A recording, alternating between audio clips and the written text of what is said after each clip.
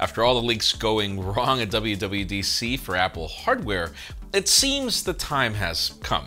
Sort of. Because yes, it seems like we finally get some real information on when Apple will launch the products we've been waiting for. It looks like we're getting closer to Samsung's Unpacked as things are starting to get in motion, but hold it right there. If you were waiting on that new Exynos chip with AMD graphics, you might have to wait a little longer, but just a little bit. I'm Jaime Rivera, and well, here I was thinking we'd finally have good things to say about everybody's favorite chip, but oh well. This is Pocketnow Daily.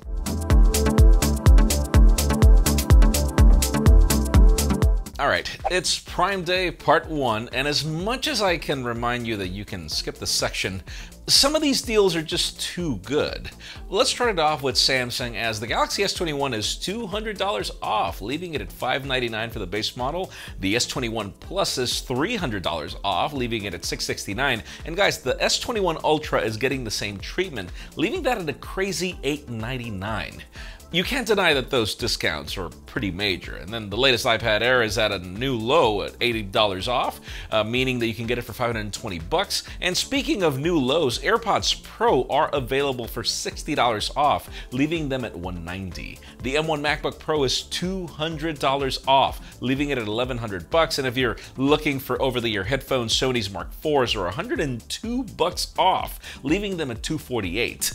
Then we have the Bose 700s, which are available for $299, which, yes, is nearly half off. And to end day one, we also have some TVs for you, like the 55-inch Hisense H9 Quantum series that I personally use, which is $300 off, leaving it at $699.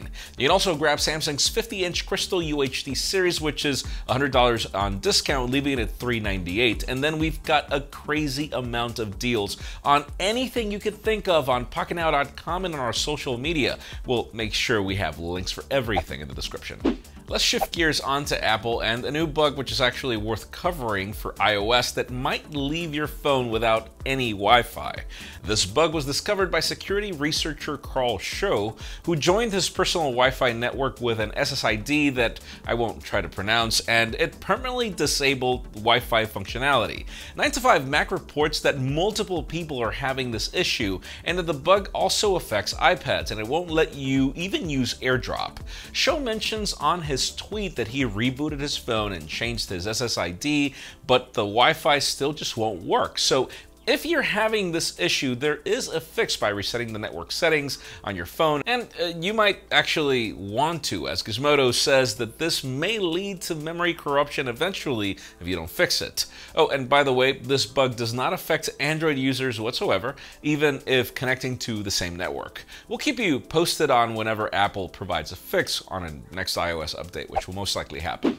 Now let's move on to Sammy for a couple of segments, starting with the company's journey to fix their Exynos chips.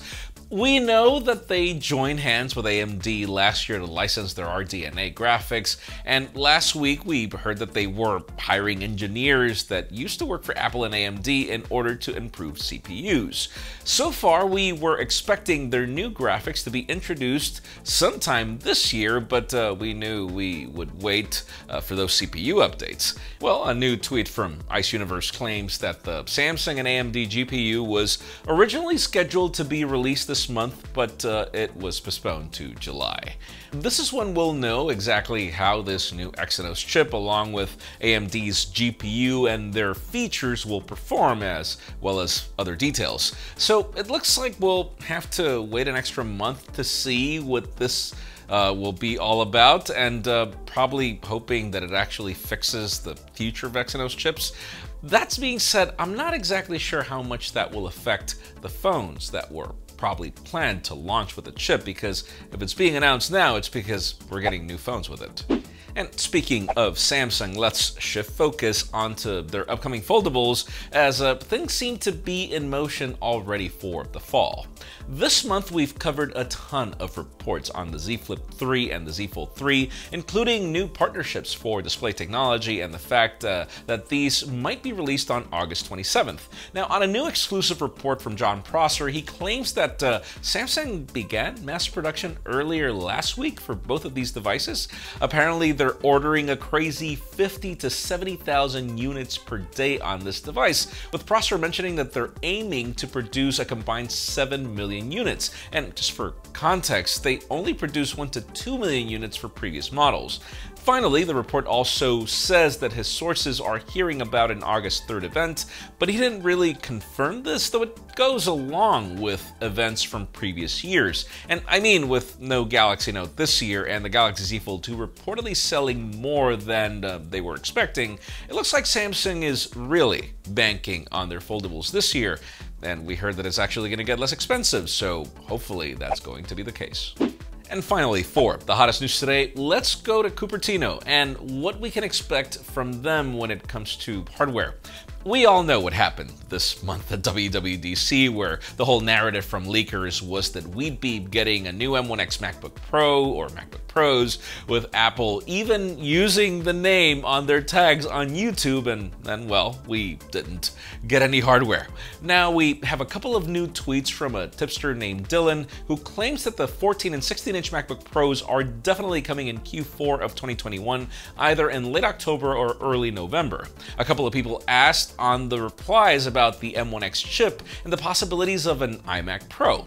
Dylan responded that the iMac Pro will most likely not release at this event, but went on to say that you can definitely expect the new MacBook Pros and the new M1X Mac Mini with them, which was leaked by Prosser some time ago.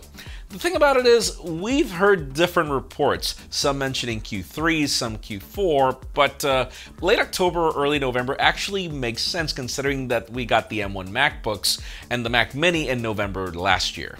Just to jog your memory, we're expecting a 14 and a 16-inch MacBook Pro with mini LED displays, no touch bar, and a ton of new ports, along with a redesigned Mac Mini. Yes, all rocking Apple Silicon that could pack up to 32 high-performance cores and 128 core options for graphics, according to Mark Gurman. Crazy, I know, but in today's question, let us know if you are waiting for these new Macs, because hey, I am, but for anyone desperate for a new Mac right now, I mean, those Prime Day deals for the M1 MacBook Pro are kind of never heard of before. So let us know what you think in the comments. Are you waiting, or are you just buying something right now? Friends, again, if you want to get the news earlier, follow us on Pocketnow.com and subscribe to our channel for more videos like this one. You can also follow us on social media, so our extended coverage happens on Instagram, and follow me on my personal handles to see me complain about the obvious, because it's just true. Please give this video a thumbs up if you like what you saw. I'm Jaime Rivera. Thanks so much for watching. We'll see you tomorrow.